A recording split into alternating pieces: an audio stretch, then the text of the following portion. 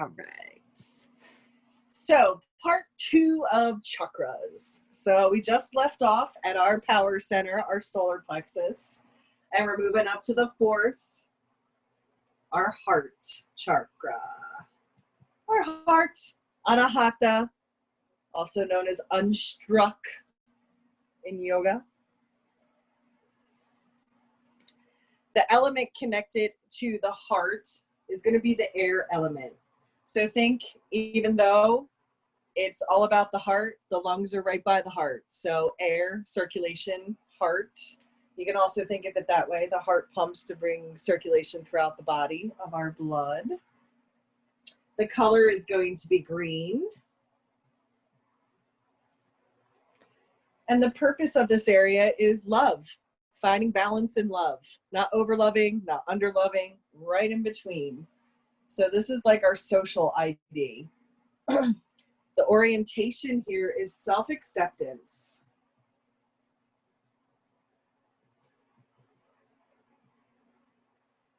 And on all levels of our own self and accepting other people for who they are as well. Our demon here is going to be grief.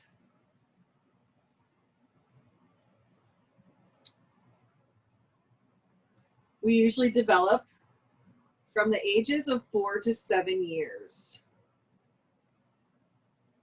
So having self-acceptance and feeling loved, it's very important as a child. So a lot of people who didn't have those happy homes or didn't have a happy childhood experience, this is definitely where they're going to feel a lot of that energy, is in that grief center in the heart area.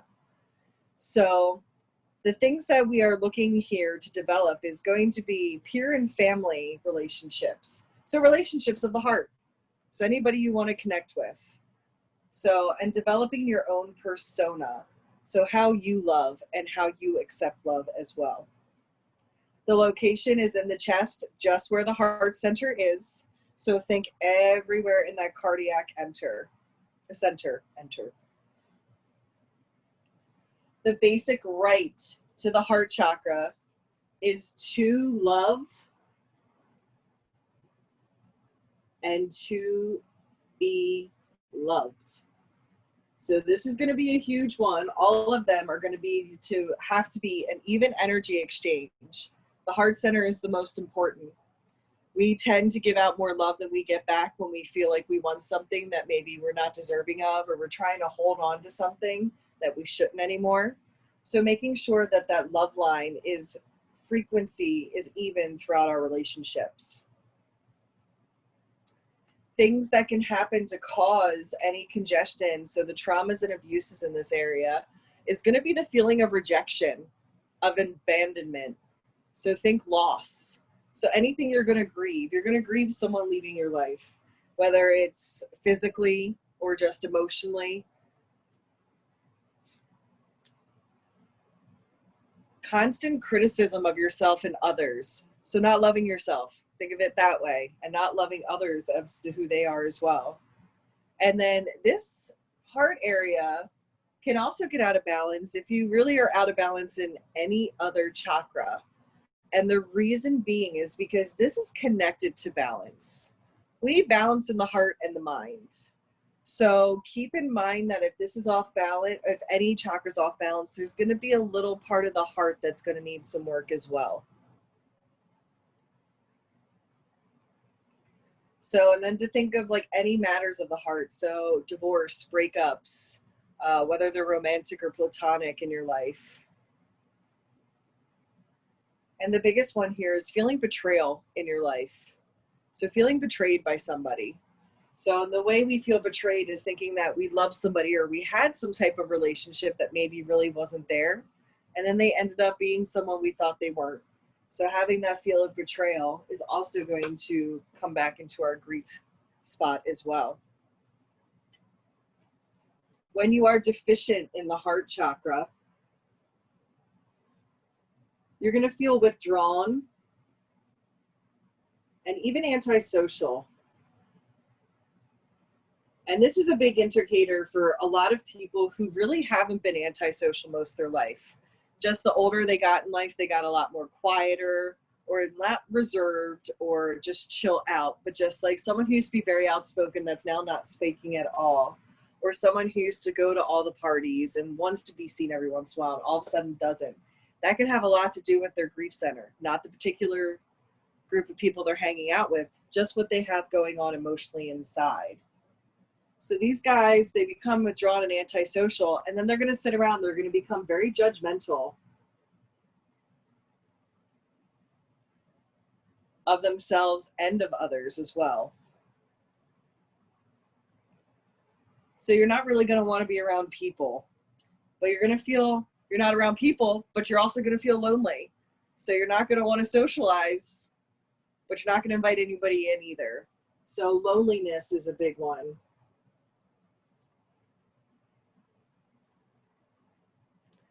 Also, a lot of people will go back to old situations if they're deficient in this area as well. So maybe go back to an abusive relationship. You're deficient in the heart, you're going to go back to places where you felt what you thought was love. So think that way as well. When you're super excessive in here, you're codependent.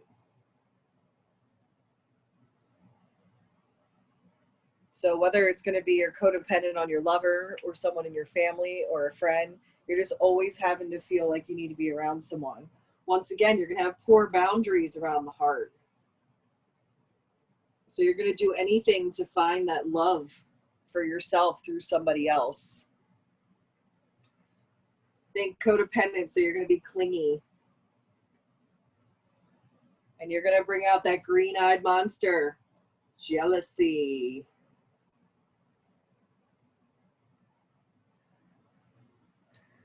And another thing, you can become very martyr-like when you're excessive in the heart chakra.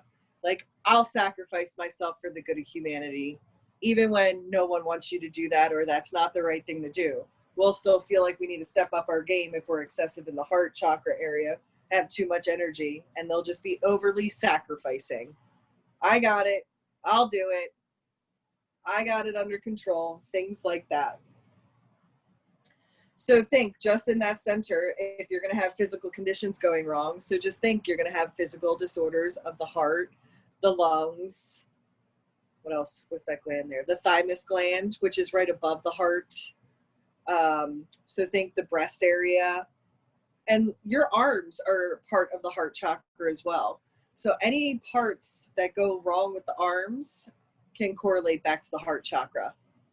And this goes for show because in Chinese medicine, the heart line does go down the one arm. And we do know the wives' tale that when you're about to have a heart attack, you do feel it down the one arm. So arms are totally connected with the physical malfunctions of the heart.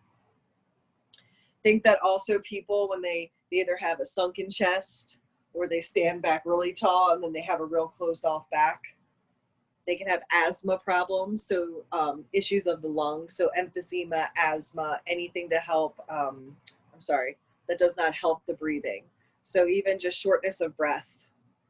And then feeling tension in between the chest or any pain in the chest, random ones as well. And then the heart is also going to be part of the immune system deficiency as well. So if we're off in the heart, it's going to weaken our immune system. So this is where I was saying, this is that system we want to watch for because it's where the lungs are, which is connected to breathing, which is connected to the heart and the circulation of the blood throughout the body. So the heart is really our core center in the chakra area in how I teach. I know everybody teaches differently, but the heart needs to be in balance. If the heart's not in balance, you're really not going to know what the head wants, the mind wants, or anything like that. You have to love yourself and know who you are. Let's see here. Okay. But think that if you are balanced in the heart chakra, so someone who is very balanced in their heart, they're going to be super compassionate and loving towards others. They're going to be empathetic. They're going to be self-loving, make sure they take care of themselves before they help others, but they're absolutely going to help others as well. So they're going to be very peaceful. They're going to seem super balanced, not grounded, just balanced. So there is a difference. And they're also going to have a healthy immune system. So if you notice, the last time we talked about the healthy immune system was also in the sacral as well. So these kind of go hand in hand, feeling love. So that's where I said the chakras tend to blend into certain areas. So if you want to heal your heart space, first thing I'm going to tell you is pranayama. Make sure you're doing your breath work. So anytime you're doing pranayama, you're pulling in extra chi and extra prana, so extra goodness into the body. So all of that energetic love and light through the nose and into the body. One other big thing is doing arm work. A lot of people don't do arm work every day. Everybody's doing this all day. Nobody's taking the time to stretch their arms up and out, moving the wrist, moving the arms back. People don't take the time to move their arms as much as we think they do, unless they're in a physical working field where they're using them constantly. Most of us are doing jobs where we're sitting, we're working all day, and we're writing, we're using our hands, but not the whole function. And they say that if you keep your arms above your head for more than 60 seconds a day, it actually helps keep your immune system up and get you nice and happy. So when we do that, we're actually encouraging the energy to move. Chinese medicine, remember I said anatomy for them is us standing with our hands above the head. There's a reason for that. They feel like the energy moves quickly and efficiently that way. So also, you can do some journaling. So making sure you're journaling about your self-love, your self-care, and journaling about your own self-discovery through love. What do you love about yourself? What did you have to work through? What do you love about yourself now that maybe you didn't before? So having those kinds of journaling as well. But if you need help in the heart area, you know, there's always talking and therapy as well. If you had such a loss, you need to talk through grief as well. So finding someone that you can sit with and talk about self-acceptance and moving through grief, because it is a part of life, but it doesn't need to be our only part of life. So affirmations are all going to be about the love in the heart. So I am worthy of love is my simple, quickest affirmation for anybody. I am worthy of love. Because for some reason in some part of our life, someone out there made us feel we weren't worthy of love. No, we always were. We just weren't on that same level of love anymore. That's what really breaks relationships. It's not that you're not worthy of it. It's just that we're on different levels of love now, or maybe that love's grown into something different. So also affirming that you're loving to yourself and to others, and that knowing that there is always an infinite supply of love. No matter how down you get, no matter how sad you are, there is someone out in this world that's willing to tell you how great you are, how beautiful you are, and how much they love you. We all have at least one. And if you don't think you do, you do. You just, maybe they're on the spirit side. Someone's always cheering and supporting for you all the time. And then just also affirming that you live your life in balance with yourself and others. So you're going to stay balanced no matter what situation you're going to get presented to. Because anytime we want to talk about the matters of the heart, people get very intense, people get very bitter, and people get mean. And that's not staying balanced. That's coming out of emotion, which is what we don't want to do when we're healing any of our chakras. We want to take everything one step at a time and realize and acknowledge that we're healing. So another great thing, just total side note, I don't know if you know this, but the cacao plant, so your chocolate, your little cacao, that actual seed of cacao vibrates at the same vibration as your heart chakra. That is why we all go for chocolate when we are needing some, you know, some love in our life. I'm not saying the milk chocolate, we all know that's not great for us, but if you get the real cacao stuff, it actually will help heal the heart chakra as well. I've never been to a cacao ceremony, but I know a lot of people who do it and they say it's incredible. So just another quick way to heal that heart chakra as well. So cacao. All right. Then as we move up, we're coming into our fifth one, and that's going to be our throat chakra. This guy is a bright, light blue. However you want to look at it. A lot of other people will say it's turquoise as well. Whatever calls to you. I've heard it in many different books, just like the crown is white and violet and the third eye is violet and indigo. Whatever you want to, whatever your practice likes to connect to. Now think the sound for the throat, or sorry, the sound. I just lost my spot. No. Yeah. Got it. Woo! The element, I forgot the word there. The element of the throat is sound. So think, the element is sound. So how to heal that throat chakra is speaking up. So think about this. This is all about our communication.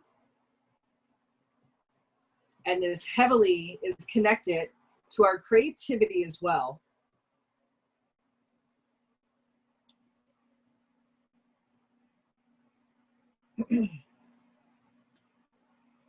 What's going to block this up is lies.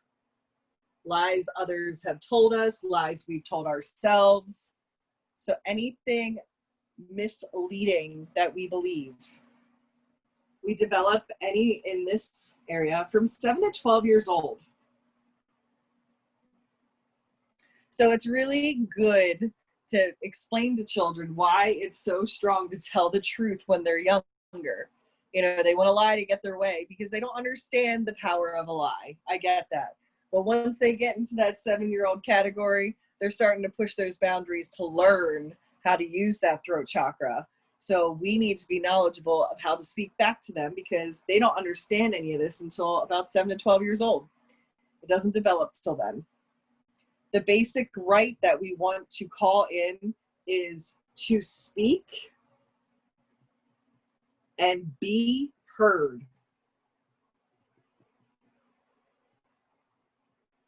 And I say it like this because a lot of people will talk all day and no one listens to them. So we want to make sure we are speaking and we are being heard on both levels. And the throat is obviously in the throat area. So anywhere up in here and even into here. So think that the mouth is associated with the throat as well. So speaking and throat. Now, our issues here are obviously going to be connected to communication and creativity. So it's also going to have to do with listening because we said we need to be heard. It's also going to have to do, just don't want to miss anything. Like I said, to speak. So finding one's own voice. It's all interconnected. The things that are going to happen in life, those abuses or traumas that happen, are the lies, the mixed messages, believing something that isn't true, that someone told you was true, spreading gossip, things like that, raising your voice when you don't need to, yelling at people, abusive with the screaming as well, criticism, having secrets, things like that. You can also think that parents shushing you as well. So having the authority in your life, running your life and not letting you express yourself at all. Wait, why do we do that? Because I said so. We hear that a lot as kids. That actually is very damaging to our energy field. We're actually asking you because we're just trying to understand. So when people say, because I said so, they didn't really listen to you in the first place. Because you're asking for an explanation. Because I said so is not one.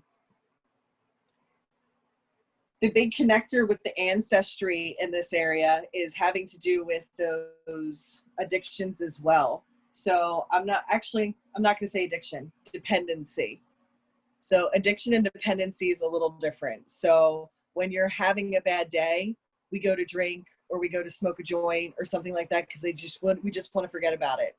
That's kind of having like a crutch. So that's kind of what we're talking about here. So instead of dealing with what we're dealing with, we're going to grab something to numb us from it a little bit and not deal with it at all. So it's not the same as having alcoholism, so an addiction every day, using it as a crutch. Let's see here. All right. When we're deficient, think about it. We'll have a fear of speaking.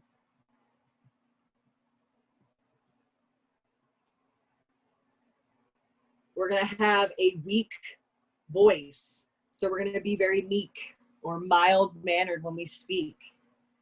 you're not going to be able to put what you're explaining into words.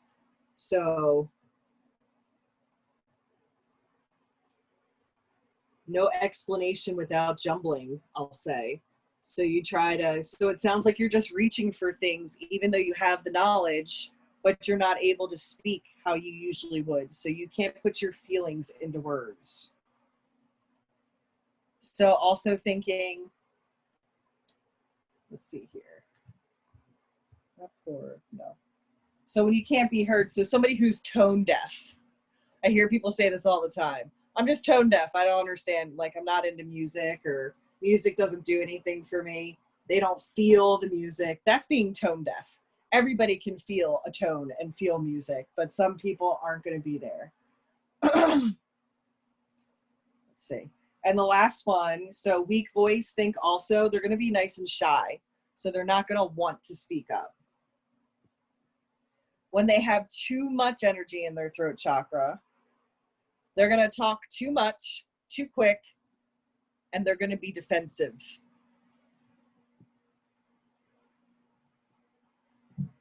So they over talk, over explain things. This is where we also say, this is where the gossiping happens. So when you have too much energy, you're going to talk about all these other people.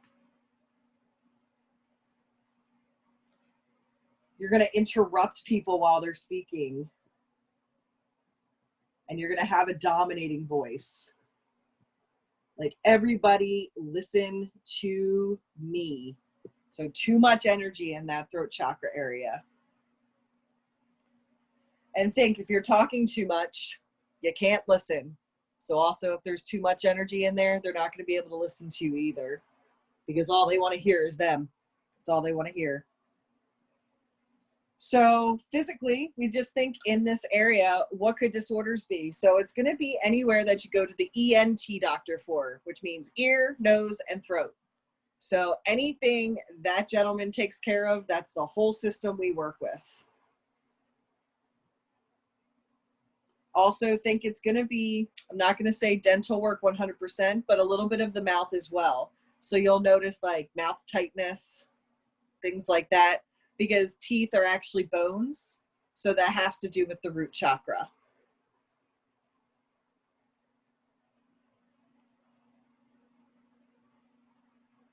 If you are also deficient in your throat chakra, there is a strong possibility that there is some kind of toxicity in your body. Toxicity, energetically or physically or mentally. Any kind of toxicity you have. If you have toxic people in your life, you are never going to be able to speak up for yourself. You're never going to be able to explain yourself. That's what they mean, toxicity. So somebody who is not bringing that beautiful energy into your space.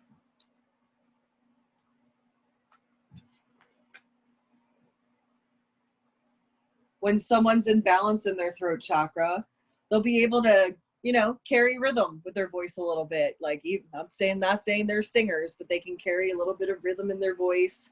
They're great at communicating. They live creatively. So meaning that they live in their creations.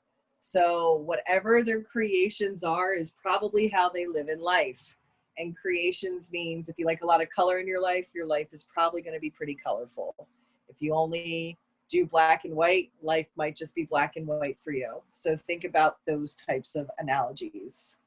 So they have an excellent sense of timing if they're balanced in their throat chakra. They have a voice that like everybody wants to listen to.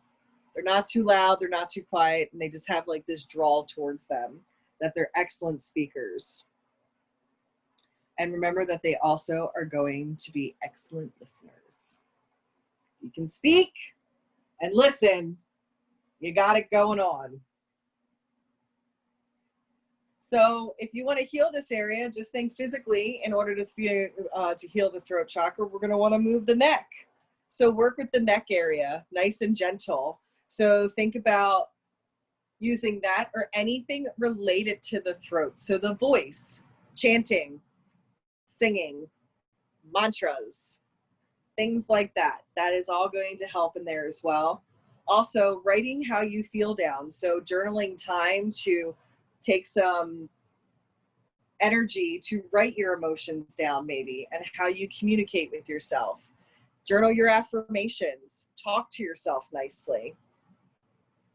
Also, I don't know if you've ever tried this practice. Sometimes people will be in a really stuck spot and I will suggest automatic writing to them, where I tell them to just meditate, get into a good headspace, and then just let the words flow to you. Don't look at the piece of paper, just see what you write out and let the automatic writing take over for you. This is a great practice when you can't figure out what's going wrong. You're like, man, you don't feel right. What's going on? Do a little meditation, close your eyes, and just let your pen do the writing. It does work. It might take a few tries, but automatic writing is an excellent practice to help heal the throat chakra. Another one is practicing silence. And then finding the things that you love being creative about. So maybe your hobbies, finding your hobbies, things like that. Things that we want to affirm for the throat chakra. So affirmations, it's going to have to do with hearing the truth. So think about the throat chakra is just truth. We always want to be honest and truthful in everything we say. So one great affirmation would be like, I hear and speak the truth. I express myself with clear intent. Or simple ones like creativity flows through me. My voice is necessary. I speak efficiently and graciously. So for people who don't know how to put their words together or think they speak too aggressive to people, things like that. And then to balance the whole body from the throat, we can use our seed sounds from yoga. So remember, if you start from the bottom at the root chakra, I'll write it at the bottom since we're starting bottom up. So it's LAM, L-A-M for the root, VAM for the sacral, RAM for the solar plexus, YAM for the heart, HAM for the throat, and OM for the third eye. Now, these seed sounds are very important to know because this is just another way to heal the body with sound. So this is just an excellent way. You can listen to it on music. There are recordings out there, or you can chant these yourself. The way I practice seed sounds is the 7th chakra, your crown chakra, is silence. Other practices will also tell you that it's Om. Either is acceptable. I just personally choose to practice silence at the crown chakra, because once you start activating and you continue to chant these, and then you go into silence, which is the last part of chanting Om, that is where we receive the messages that we need. So that is why I practice silence in the crown chakra. If you prefer to chant Om in the crown chakra as well as the third eye, totally acceptable as well. So working with your throat chakra has a lot to do with, you're going to notice a lot of that's connecting to our childhood, going to school, being told what we can and can't do. Don't say that right now. Please be quiet. Speak only when spoken to. All these things that people have said to us that they don't think have an impact on us, have an impact on us for the rest of our lives. It's just that as we're younger, we just don't know what to do with the energy. That's why it's so important to understand the energy field once we get older, because then we're able to look back and go, okay, well now I can create forgiveness through my body because I didn't know what these things were doing to me energetically. But now we have a beautiful mat. Once we leave the throat, we're moving up to our third eye. And as I call him, our Omi. That's right, I call him our Omi, not our homie, our Omi. As you know, as we just said, the seed sound here is the Om symbol. Your third eye is your window to understanding what's around you and within you. This is all about your intuition. the element here is going to be light. The color is indigo, and some people do practice violet here. Whatever your preference is, either works. The purpose here is recognizing in ourselves our patterns. So having patterns within our body and with around us. So sacred geometry, our DNA, connecting with the things that are going to be able to allow us to connect with our intuition. So working with our archetypal identity. So having archetypes, which we'll get into with the chakra. So having a character, if you want to put another word to it. So our characters. So this is all about self-reflection. Who are we? Our demon is illusion.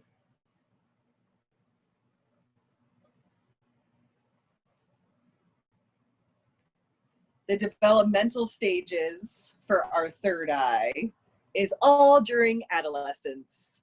So all through your teenage years, learning how to become intuitive with yourself. So we're just going to say the teenage years. Our task here is we're finding our personal identity. Who are we? Who do we connect with internally and externally? And how do we perceive patterns in our life? Is this a pattern? Am I going to do this lesson again? Or did I already do this lesson and I learned? So digging in deeper in that regards. Yep, got it. Okay. So our basic right here is obviously going to be to see. And I'm even going to throw in here clearly. To see clearly. So some issues you're going to have here is visualization. This is one of the biggest things I always hear when I do meditations and things with people. I don't visualize what you say. I can't see what you're saying. Yes, you can. First of all, stop saying that.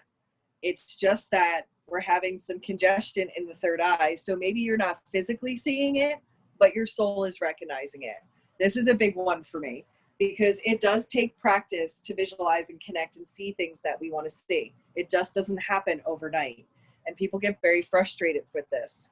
Well, if you practice anything every day, it's going to click eventually.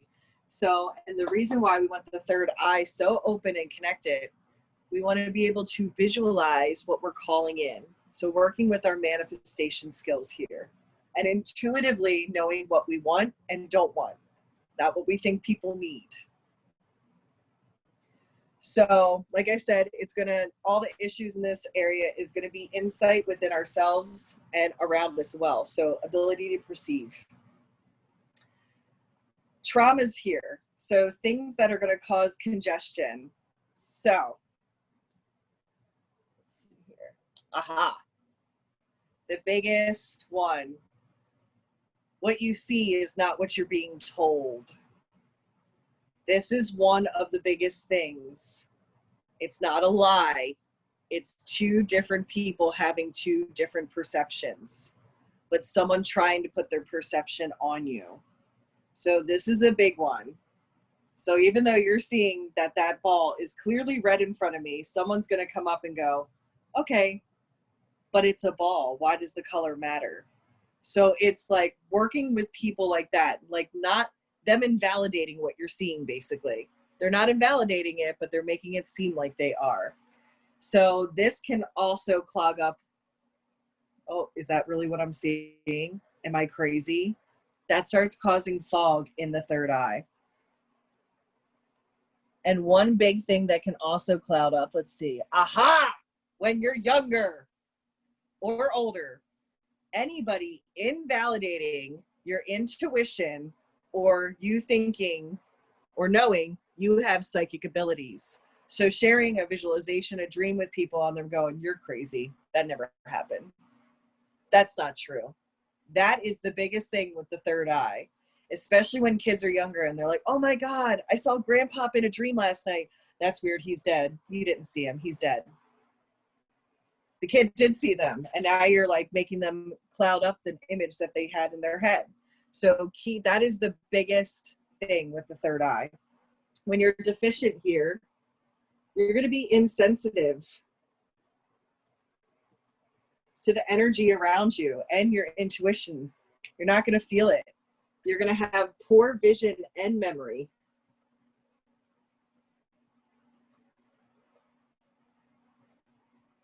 Oh, just start writing. You're not going to be able to visualize your future. So what you want to manifest or call in, you're not going to be able to visualize your vision board, as I like to call it. So no vision board.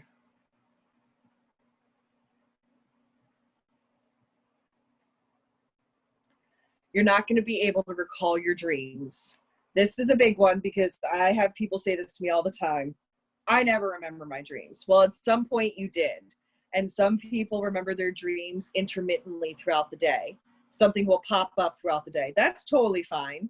If you wake up and you don't see anything, there could be some cloudiness in the third eye.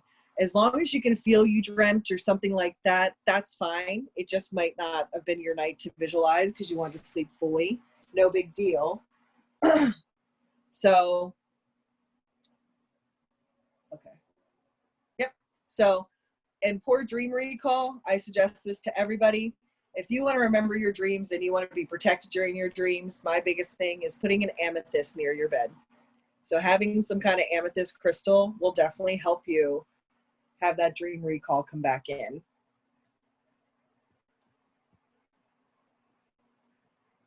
Now, here's a big one. When you have too much energy in the third eye, you can have hallucinations. So someone who is very, very sick or far and they think they're seeing things, this is not seeing the other side. I'm not talking about that. I'm talking like you see something, but nobody else sees it's there.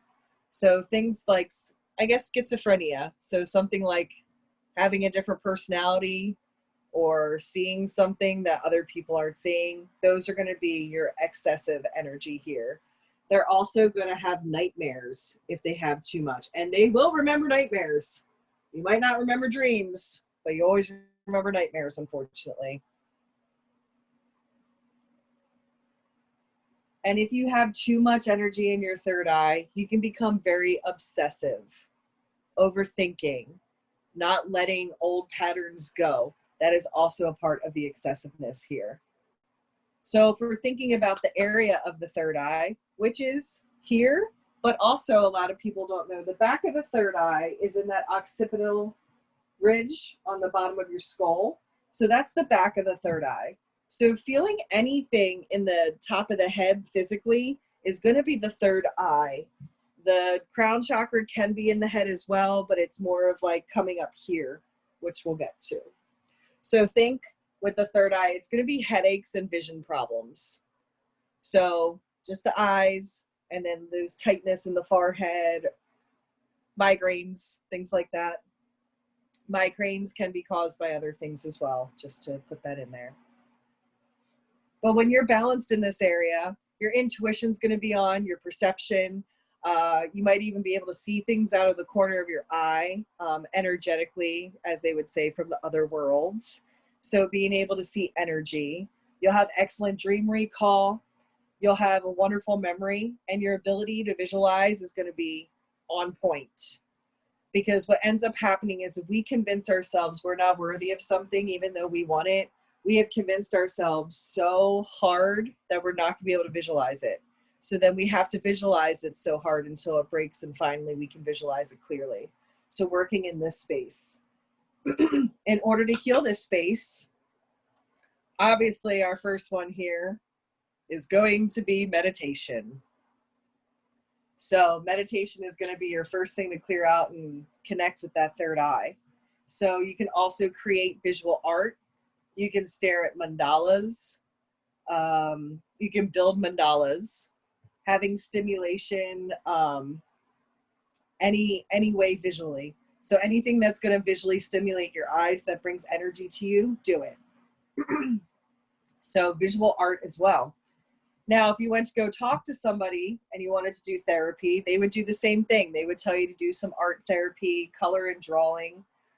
But the one big thing that you can go, if you wanted to, so for your third eye, it would be to work with a healer. But you can go to a healer and they can do a past life regression for you if that's something you believe in. So your third eye can be blocked or, congested from other lives you have lived. It might not be something you have physically done in this life. So go to a healer and you can get that done. You can also get them to help you work with dream recall. So that's something that they would do, healing with the third eye. And then you can also do hypnosis. Hypnosis helps clear the third eye as well. Then thinking about your affirmations here. So it's going to be, I see everything clearly. I see everything clearly. I am open to the wisdom within my mind. And my most favorite, I can manifest my vision. Until you visualize it, write it down and then place it on the third eye. That is one practice I do with people as well. So if you can't visualize it, write out verbatim what you want, just like a vision board, but in words, and then stick it on that third eye before you meditate to call it in. Now, the different archetypes, as I was talking about, so the different characters that rule your chakras. I'll start at the top. So the crown chakra is going to be the sage or the master.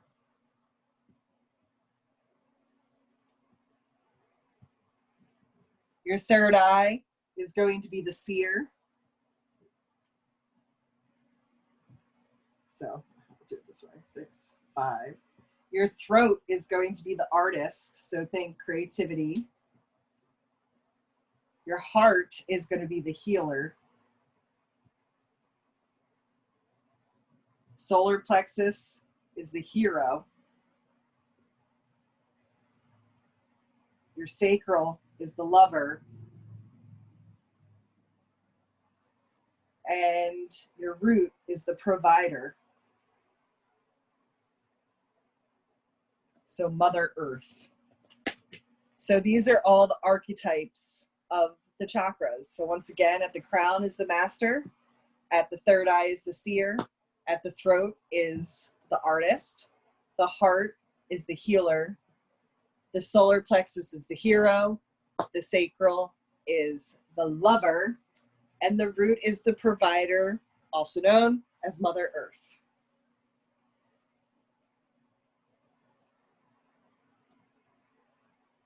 And remember that our sixth chakra is the ground in which dualities meet and become transformed. Now, I pointed this out because this is going to connect with our nadis. So think we have Ida and Pingala. Ida and Pingala. I do that every time. So Ida and Pingala are your two nadis that go up the back of the spine, or the Sushumna, and then they connect at the third eye. The reason they do this is where all the wisdom is in order for us to connect. That's why they connect at the third eye. So it's the duality where it meets. And once duality meets in the third eye, then we are easily able to connect in the crown chakra as well. So just remember that, I know a lot of people aren't going to say this, but if you have congestion in the third eye, you're definitely going to have some difficulty connecting. So it's not that you can't have some congestion in the third eye and still connect. You totally could. But if you've got enough, you're not going to be able to connect to that crown chakra as well. So just remember that dualities are always present. So we got to have the good with the bad. We have to have the left with the right, the up with the down. And that's what the nadis represent with Ida and Pingala. So everything swirls around, but eventually everything is going to connect.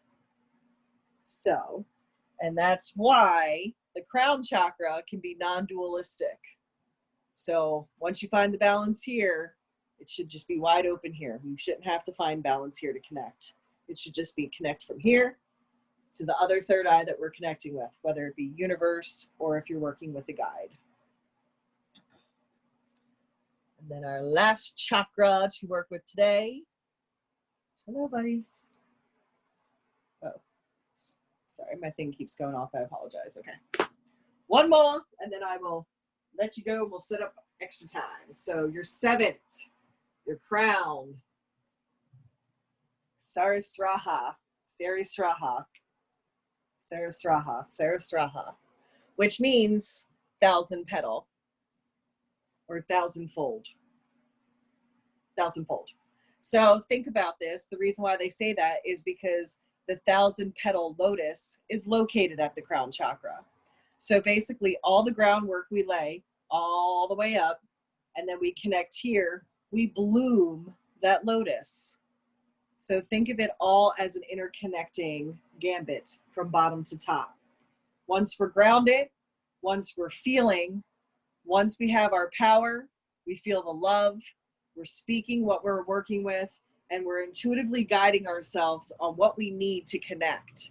Once all of that's in balance, lotus will open, connection is there instantly. So the element here is going to be thought. So think consciousness. So thought of consciousness. And the color here, I go with white most of the time with violet. So some people will say white, some just say violet, whatever you're called to. And the purpose of here is consciousness and understanding consciousness. So understanding, that's the big thing. Understanding what we have within us and what we are being told. The ID for here is universal. It's our universal connection. So if we're understanding, this is all about self-knowledge.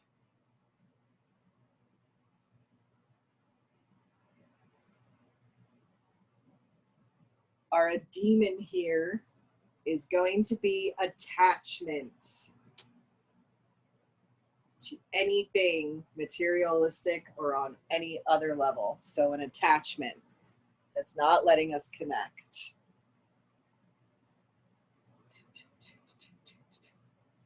So we start developing and connecting with our crown chakra in early adulthood. So think, this is why growing up is so important.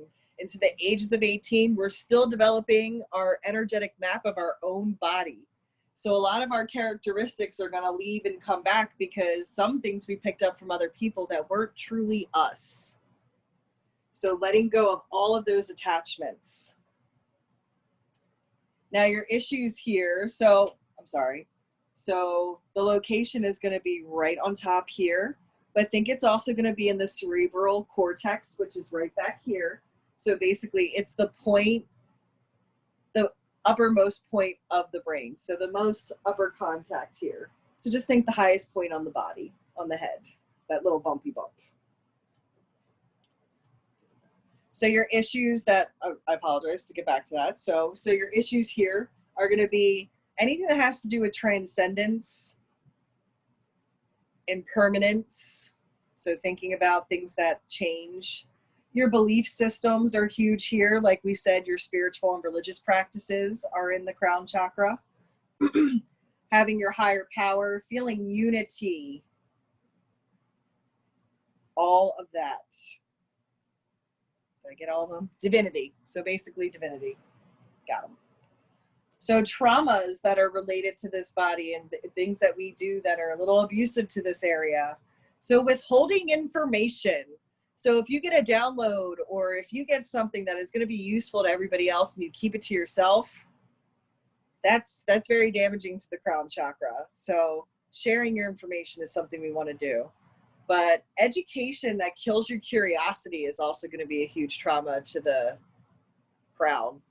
So people who go through the education system and are just like, okay, I just need to get this done to get through it, that can cause some trauma to the crown. If someone is forcing religious beliefs on you or religion on you, invalidation of your beliefs, and then you just blindly following whatever anybody tells you. And then spiritual abuse, what we were talking about, like being on your spiritual high horse and making everybody else feel smaller for it.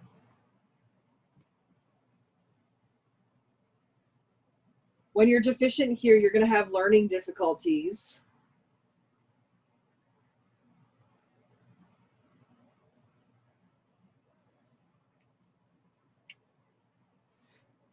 You're going to have a rigid belief system.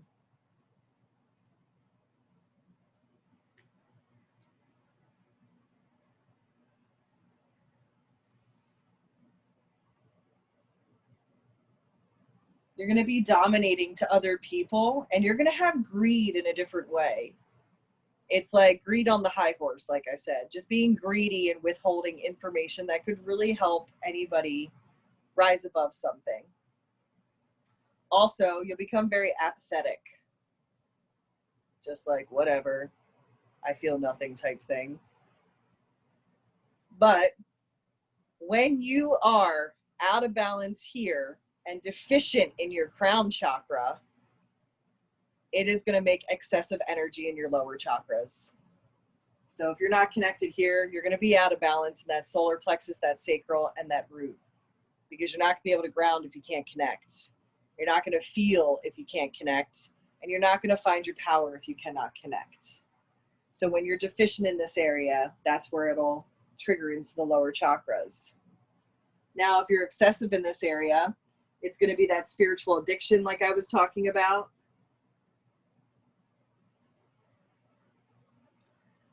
You're not going to feel connected from the body, so disconnected from body.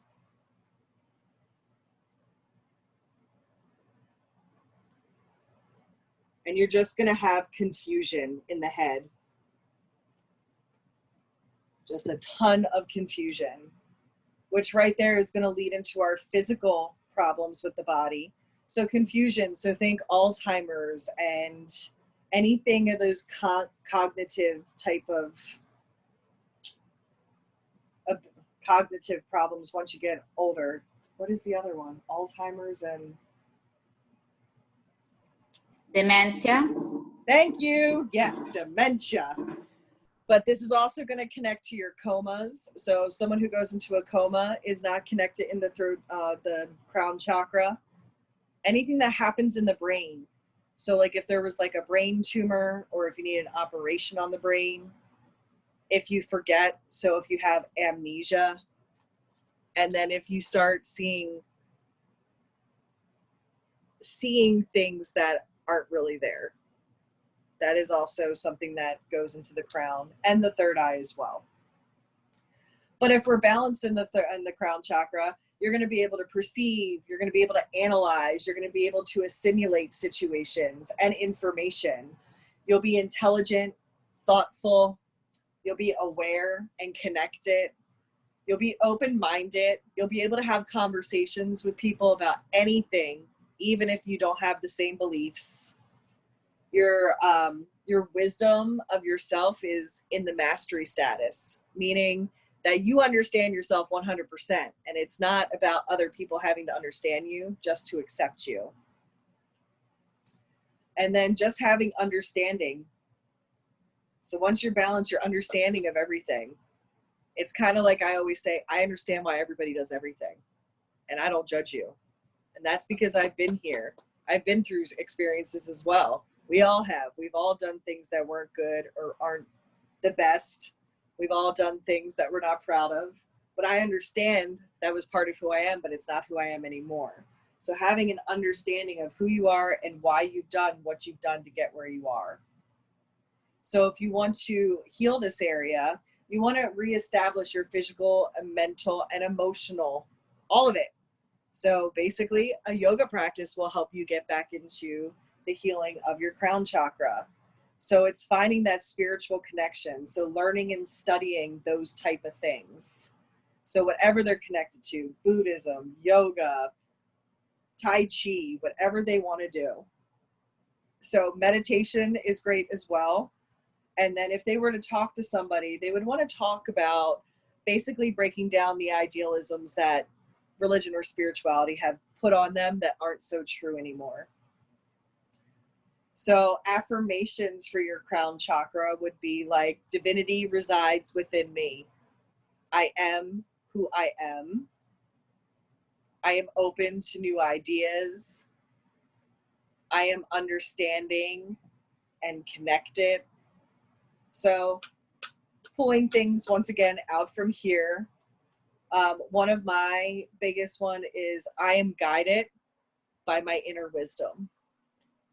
Because even if I don't like my inner wisdom, because it's not what I think I want, my inner wisdom is always telling me the truth. So I am guided by my inner wisdom.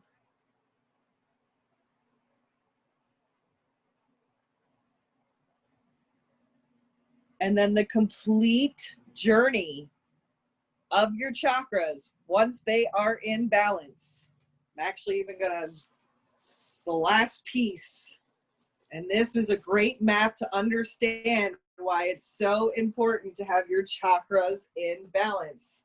The complete journey, so the journey of your chakras. Let's make sure, okay. And I will give you a close-up of this when I'm done. So you can, if you would like to, I'm labeling from 7 to 1, but I can write on both sides. So 7, 6, 5, 4, 3, 2, 1. And the journey here is how we start. So we start at the bottom. We start at grounding, correct? So on this side, we're going to ground. And how we do that is matter. So through the body. And then movement. So this is more of the physical part. And the third, we're going to feel energy as we move up. So we're going to ground. We're going to move. We're going to feel our energy. We're going to feel the love and the creativity.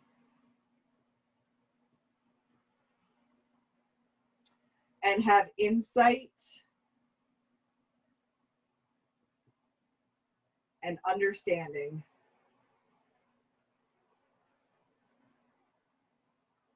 Okay. So like I said, one more time, it's matter, movement, energy, love, creativity, insight, and understanding. This is the energy we're doing from, like I said, matter. So this is ground up.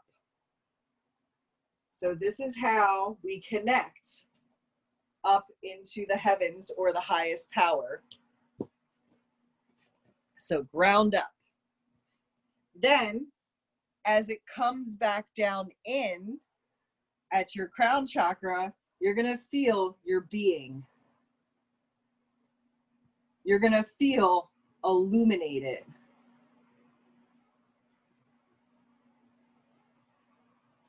You're going to feel inspired. You're going to feel compassion. You're going to feel transformation.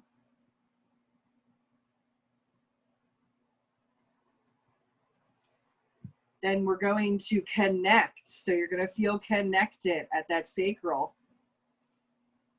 And then once we feel our being illuminated, inspired, compassion, transformed, and connected, because we brought in all of this energy, we're going to bring in our manifestation.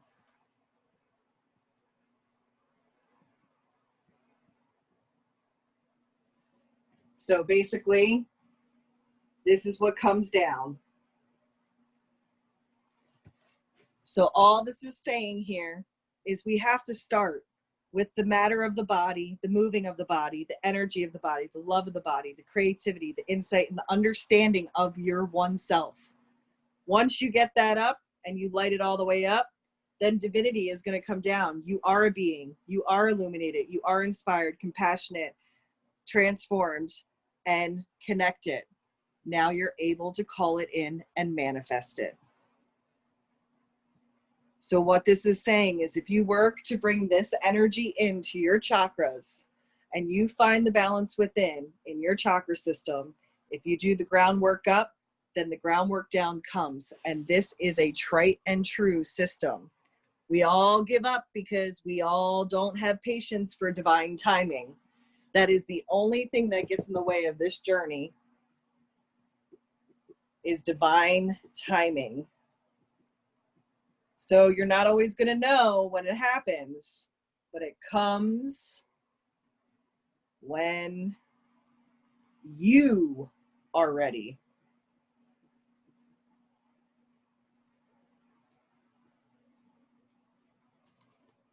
And I say that to a lot of people because they're like, I'm doing the work. Why don't I have what I have yet? Well, you have to do the work, but obviously if you're getting angry, you're not having patience. So right there, you're clogging up your energetic map again. So it's not saying that we're not human and we aren't going to have emotions. But if you get this energy down and you are like this 80% of the time, because let's say 20% of the time we're human, I would say 100% of the time, but we'll say 20. But understanding the way that this energy works, this is the opposite of what comes. If you can matter, it's physical. Manifestation, movement is connecting. Energy is transforming. Love is compassion. Creativity is inspiration. Insight is illuminated. And your understanding as a being. This is the map. This is the simplest map of the chakras. All the other stuff we talked about is what each one develops into and what it has. The one thing I do suggest for everybody after we talk about this chakra stuff, it's a lot. I will give you a suggested reading book that I have, but I'm going to warn you, it's humongous and not everybody wants to read it. Let me see if I can grab it so you can write it down real quick. Ah, yes, it's right here. I might have given it to you before, but it's called, my dog got into it, so please excuse the appearance of it, but it's Eastern Body, Western Mind. And her name is Anadia Judith. I believe that's how you say it. It's all the way down at the bottom there.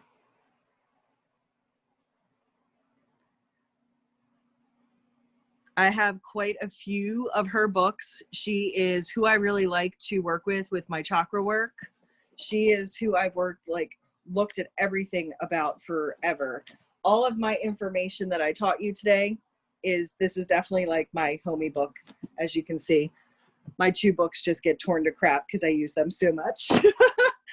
But there's also different ones that she has as well. But this is all about the psychology and the chakra system as a path to the self. So this is very detailed. And I gave you basically the map of what she talks about, and then she gets into nitty-gritty detail in this book. So I just give you basically the guideline, the outline. But for your chakras, the best way to connect with them, I tell everybody, is obviously for some work to do for your yin classes. I don't check any of this work. This is an honor system at this point because I don't want you to have to share your journals with me. But what I will say is that after any time you do the meditations that upload, please take time to journal. Please take time to make an intention before your meditations and take time to journal after. With the chakras, I do suggest, there are so many chakra meditations out there.